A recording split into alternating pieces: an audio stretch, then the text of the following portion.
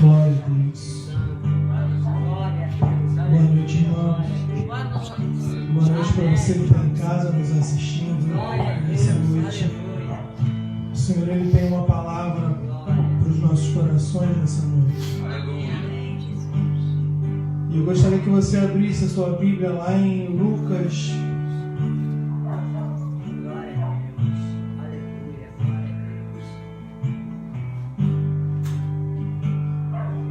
No Evangelho de Lucas, no capítulo 24,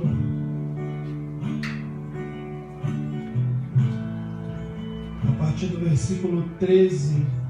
Esse é um texto que eu gosto bastante.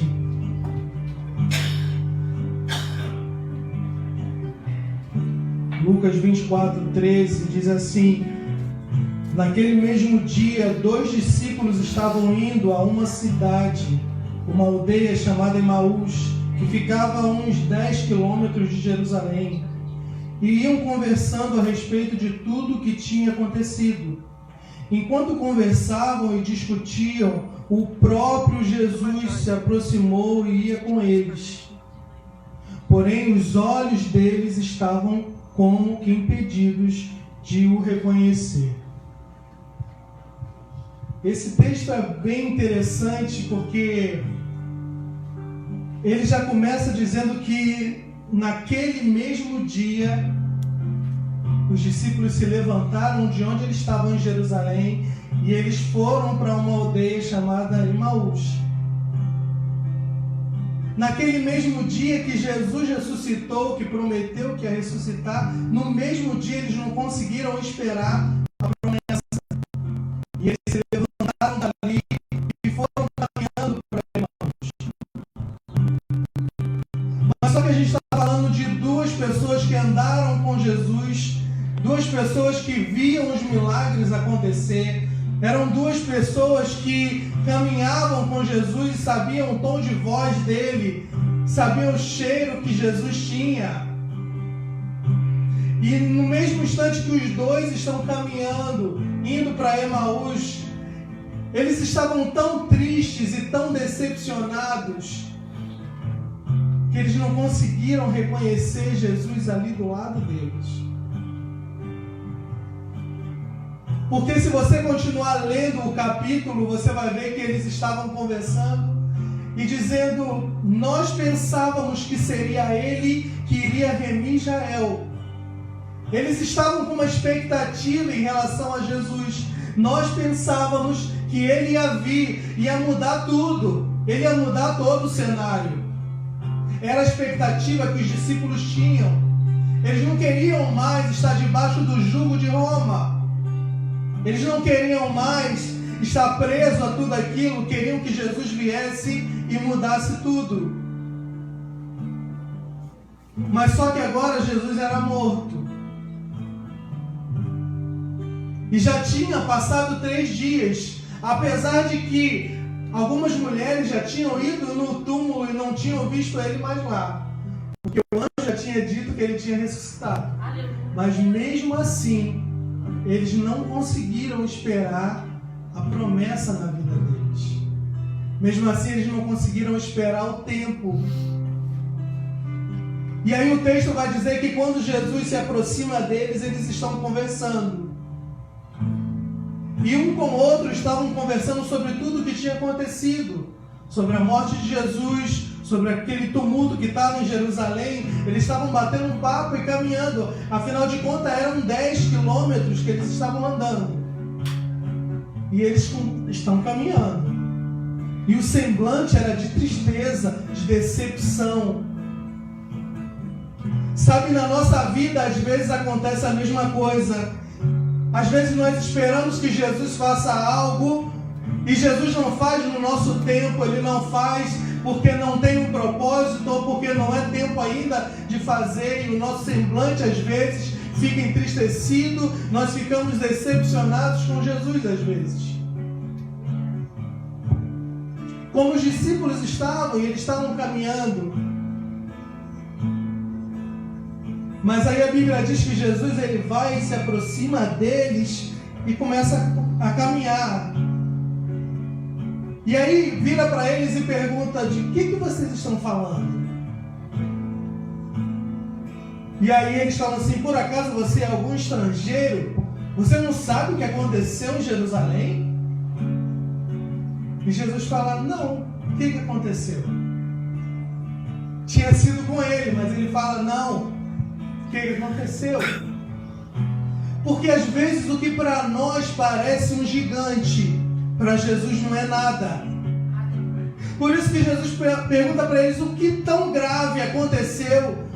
O que de tão grave aconteceu que vocês estão com semblante desse? Para eles tudo tinha acabado.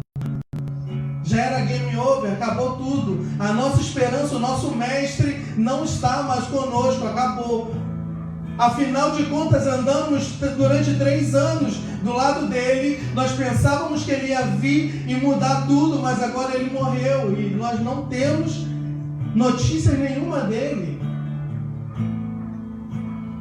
E aí Jesus fala: nécios. E a palavra nécios, se você for olhar, ela significa pessoa que é impossibilitada de ver da maneira correta. Ser humano que é impossibilitado de ver ou impedido de ver as coisas na ótica certa. E às vezes nós estamos dessa maneira. Jesus ele está provendo, Jesus ele está do nosso lado, Jesus ele está caminhando conosco, mas nós não vemos Jesus porque nós estávamos com uma expectativa de algo e nós não vemos o milagre. Nós não vemos o que Jesus está fazendo. E aí Jesus caminha 10 quilômetros com eles, repassando tudo aquilo que já tinha ensinado. Desde Moisés, ele vai passando pelos profetas e ensina tudo a eles. Sabe, eu vejo que esse período de pandemia, na minha, na tua vida, em você que está em casa, é um período onde Deus ele quer se revelar para nós. Não o Jesus que nós conhecemos de ir ao culto, não o Jesus que nós conhecemos de uma pregação, mas um Jesus pessoal, um Jesus que quer se apresentar para você numa necessidade, numa enfermidade tua. Ele quer se mostrar para você como o teu Jesus pessoal.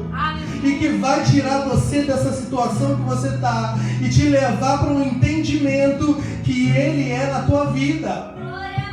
E aí eles continuam caminhando.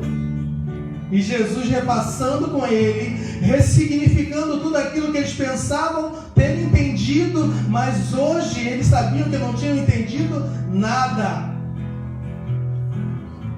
Porque para nós é assim às vezes. Quantas vezes nós pregamos que Jesus ele cura, mas quando chega uma enfermidade, nós temos dúvida que ele vai curar a gente.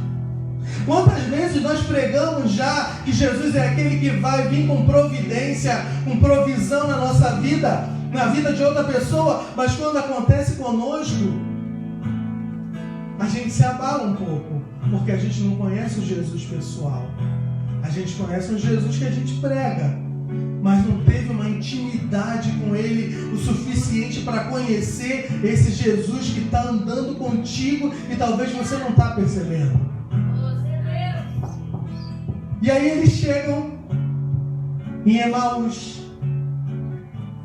e Jesus ele finge que vai passar direto. E os dois falam: não, fica conosco, entra aqui na nossa casa. Eles não sabiam até então que era Jesus. Fala: não, entra, fica conosco aqui. E Jesus entra com eles e sentam à mesa. E a Bíblia vai dizer que Jesus ele pega o pão e ele parte o pão e ele dá. E quando ele parte o pão e ele dá aos que estavam com ele, os olhos deles são abertos e eles reconhecem Jesus. É interessante que eles caminharam 10 quilômetros com uma pessoa que eles não conheciam, não sabiam, não conseguiam reconhecer, mas no partir do pão, no sentar à mesa, na comunhão, eles conheceram que era Jesus, reconheceram que era Ele. Sabe, muitas vezes nós só vamos reconhecer Jesus quando nós tivermos uma verdadeira intimidade com Ele. Só vamos saber quem é Jesus na nossa vida quando realmente sentarmos à mesa, porque sentar à mesa fala de relacionamento. Sentar à mesa fala de comunhão, porque só senta na tua mesa quem é teu amigo. Só senta na tua mesa quem tem relacionamento contigo. E aí Jesus parte o pão. E pão fala da palavra, porque os nossos olhos são abertos através da palavra de Deus. O nosso caminho só é iluminado com a palavra de Deus, porque a palavra de Deus diz que lâmpada para o meu pé é a tua palavra e luz para os meus caminhos são a tua palavra. E às vezes nós estamos andando em caminhos tão errados porque não foi iluminado pela palavra de Deus. Talvez nós estamos tropeçando em coisas porque os nossos pés não estão iluminados pela palavra de Deus. E o Senhor, Ele quer nos trazer para esse ambiente de intimidade. O Senhor, Ele está querendo nos trazer para um ambiente de intimidade, onde Ele vai revelar através da palavra, através de um relacionamento, aquilo que Ele tem para nós. E é isso que Ele nos chama, sabe? Eu entendo que esse período de pandemia foi só um álibi de Deus para nos colocar dentro de casa, para a gente ter mais relacionamento com a palavra. Eu entendo que esse período de pandemia nada mais é do que um tempo em que Deus está levando as famílias para dentro de casa para orarem juntas. Para o pai ensinar a filha a orar. Você sabia que existem pessoas, existem famílias que estão mais unidas por causa da pandemia? Você sabia que existem pessoas que estão prosperando no meio da pandemia? Porque são pessoas que entenderam que Deus está com elas independente do caos que está no planeta. São pessoas que entenderam que a provisão não vem da mão do prefeito ou do presidente. A provisão vem da mão daquele que é todo poderoso na nossa vida. Então não vai ficar pedindo algo para alguém. Vai pedir para aquele que tem todo o poder nos céus e na terra.